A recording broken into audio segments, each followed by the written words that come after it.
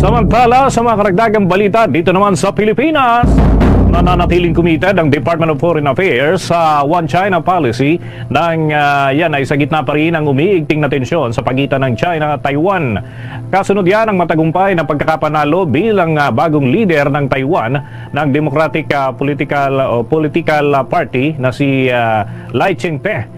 Una na nga binatikos ng China, itong si President Lai, dahil so manoy separatist group ang kinabibilangan na pananaw nito at ganon din ang iba pang mga hakbang na kanilang ginagawa. Yan ay sa gitna ng patuloy na pag-aangkin ng Beijing sa bahagi ng Taiwan o sa buong Taiwan bilang sarili nitong teritoryo.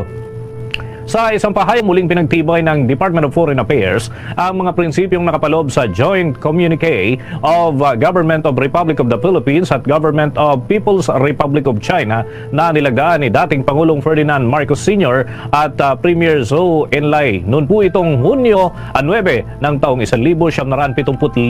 Ipinaliwanag ng ahensya na sa ilalim ng Joint Communique ay nagkasundo ang Pilipinas at China na ayusin ang lahat ng mga hindi pagkakaunawaan sa pagitan ng mapayapang paraan ng hindi gumagamit o nagbabanta ng paggamit ng puwersa.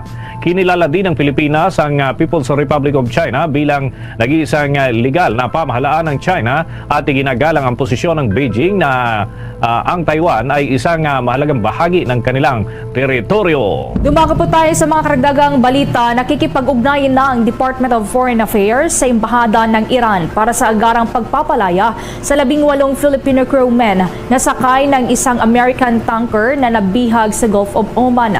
Ang nasabing barko ay may lulan na 19 na katao na kinabibilangan ng 18 pang Pinoy at isang Greek national. Maalala ngang patungo sa Turkey ang Marshall Islands flag crude oil tanker na St. Nicholas nang biglang lusubin ng 4 na armadong kalalakihan na nakasuot pa ng military uniform. Itinuturing na gumanti umano ang Iran sa ginawang pagkumpiska ng Estados Unidos sa isinagawa nilang sanctions enforcement operation ng Swiss Rahan na mayroong kargang 980,000 na bariles ng krudo.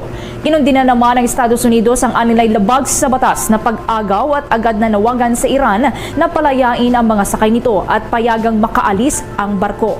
Samantala, sinabi naman ni Department of Migrant Workers Officer in Charge Hans Leo Kakdak na wala pa silang update kung ano na ang sitwasyon o sinapit ng oil tanker o mga lula ng oil tanker na St. Nicholas, subalit patuloy pa rin ang kanilang koordinasyon sa manning agency ng mga marinong Pinoy. Umaasa naman ang opisyal sa tulong na rin ng Department of Foreign Affairs upang makakuha pa ng mga update patungkol sa kalagayan ngayon ng ating 18 Pilipinong kababayan.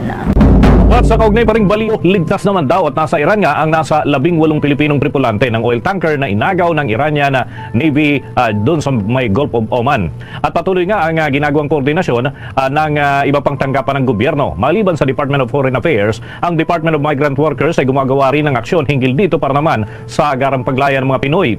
Ayon pa sa naturang tanggapan, hawak na ng Iranian authorities sa mga Pinoy na crew ng American tanker na St. Nicholas at nakikipag-ugnayan na rin sa mga ahensyang kalyado nito at sa mga kaanak naman ng mga tripulante upang mapanatag ang kanilang kalooban. Pilipinas at Amerika lalo pong nagpakita ng isang napakalakas na puwersa laban sa China. Ito na ba ay hudyat ng isang digmaan na papalapit sa Pilipinas? So, eto na nga po mga sangkay. Maganda po yung ating pag-uusapan ngayon na medyo nakakabahala para po sa may mga sakit sa puso at takot po humantong ang Pilipinas sa isang malaking problema. Ngayon, ito po ang nangyayari. Sabi po dito, Philippines and United States of America Maritime Activity nagpatuloy sa kabila ng paglapit ng Chinese warship.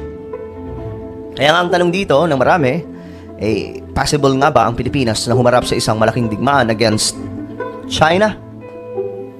Alam nyo, hindi po talaga tayo ligtas pagdating po sa mga sigalot ngayon ng mga bansa dahil even our country nasa ano po tayo stage ng ano pa tawag dito, mayroon pong escalation, mayroon pong sigalot, mayroon pong terrible na nangyayari dyan sa ating teritoryo na sakop po ng Philippine Exclusive Economic Zone.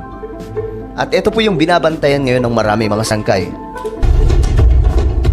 Nakasakay tayo ngayon dito sa PS-16 o yung Patrol Ship 16 o yung BRP Ramon Alcaraz. At tayo ay nasa West Philippine Sea para sa ikalawang Maritime Cooperative Activity ng Armed Forces of the Philippines at ng US Indo-Pacific Command. Alas 6 ng umaga nang magtagpo ang BRP Davao del Sur, BRP Gregorio del Pilar at BRP Ramon Alcaraz sa WPS para sa Maritime Patrol. Ito, kinikwento mga sangkay yung nangyari dito sa sinasabing PH-US Maritime Activity. The series of activities. Number one, the ComShark want to ensure connectivity and command and control of participating forces. Same time, this particular activity covers various OOW maneuvers. Nagsagawa rin ng formation at execution maneuvers ang participating forces para sa combat operations. Pero sa formation pa lang para sa simulation for combat operations, namataan na ang mga barko ng China. Ayun nga po mga sangkay. Actually, na-topic natin po ito, no? At ang nakakabahala ngayon mga sangkay, kasi may mga susunod pa pong mga aktibidad ang Pilipinas, kasama pa po yung ibang mga bansa dyan sa ating teritoryo. At baka mga sangkay, umabot po sa punto na may magkaputo. Kaya, wag naman po sana, no? Mayroon pong mangyaring masama dyan na mag-umpisa po talaga yung digmaan. Kasi, isang kalabit lang yan, sa totoo lang. Isang kalabit lang. Isang kalabit lang. At mayroon pong madali sa kabilaan. Digmaan ang kalalabasan yan. Yan po talaga ang mangyayari. And we have to be careful. Sana nga po. Ewan ko, hindi ko alam kung pabor kayo sa mga nangyayari ngayon. Pero wala din naman po talaga tayong choice eh. We have to protect. We have to stand on our territory. Hindi po natin pwedeng pabayaan yan. Kasi magiging traitor po tayo sa ating bansa kapag ginawa natin yan. So approaching na tayo sa activity area, no? Punta na ako na barko ng Pilipinas. Barko. Okay, tingnan nyo na lang yung caption guys kasi dyan po mas clear. Hindi po gaano rinig ang boses ni sir. Barko ng China. Mukhang barko ng China. Ayan po, nakikita nila. Nang ma-detect ng BRP Alcaraz ang Warship 174 ng China, sinubukan nila itong i-radio challenge. China Warship 174, this is Philippine Navy Warship 160 in accordance with international and Philippine national laws. You are within Philippine Exclusive Economic Zone. Ito mga ganito mga sangkay ng mga anuhan ng radyo. Matagal na po yan nangyayari. Di ba nga po noon mga sangkay na i-vlog po natin how our PCG paano nila tinatawagan mga sangkay, niraradyo itong mga Chinese. Ganun din po ang mga Chinese eh. Niraradyo rin po tayo. So mayroon po talagang banggaan na nagaganap dyan sa pagitan ng Pilipinas at China. You are not responding. Your refusal to respond will be reported to concerned authorities. Over. 5 beses na sinubukang kausapin ng Philippine Navy ang People's Liberation Army Navy, pero hindi sila sumagot. We call this as the rules of engagement. So this is our Bible in ensuring that in the event of disruptive, at the same time dangerous maneuvers from any other countries that's want to disrupt the exercise, will be obliged to follow this one. Pasok sa 200 nautical miles exclusive economic zone ng Pilipinas ang activity area ng 2nd MCA. Sa kabila ng presensya ng barkong China, hindi naman ito nakaapekto sa maritime cooperative activity. Ayon, hindi nakaapekto sa ginagawa pong maritime activity ng Pilipinas at US. Mas pinakitaan pa po nila ng puwersa. Nabukasan sa pagtatapos ng maritime cooperative activity, sa pambihirang pagkakataon, nakalapag sa US aircraft carrier na USS Carl Vinson ang air asset ng Pilipinas. Ayun. Flight operations at cross-deck exercise ang isinagawa para sa personnel transport kapag may medical emergency at supply and replenishment. Sa USS Carl Vinson, pinakita ang practice launching and recovery ng mga aircraft. Grabe no, first time po natin makakita ng mga ganito eh. Itong mga ganitong klaseng activity, nakikita po natin yung mga warship ng mga bansa na aktual, mga sangkay, kagaya po nito. Ano ba? Makita yan. Kagaya po niyan. Ngayon lamang po natin nakikita talaga yan, maliban po sa mga movies, di ba? Ito, lalo na to, mga sangkay, nakikita po natin yung sa barko nila, mga aircraft ng Amerika.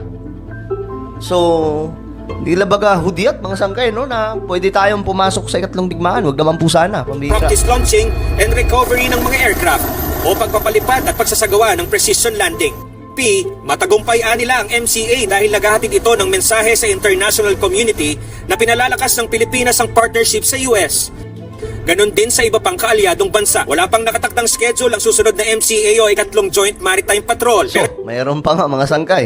Inaasahan ng AFP na magkaroon ulit ng exercise gaya nito para mapanatili ang presensya ng Pilipinas sa West Philippine Sea at maigiit ang soberanya ng bansa sa exclusive economic zone nito.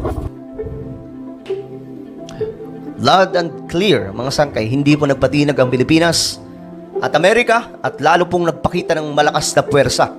So, GG na ang China. Galit na galit. Hindi po nila makontrol. Kaya nga lang, ang nakakatakot dito kapag nagkaroon po ng parang inkwentro.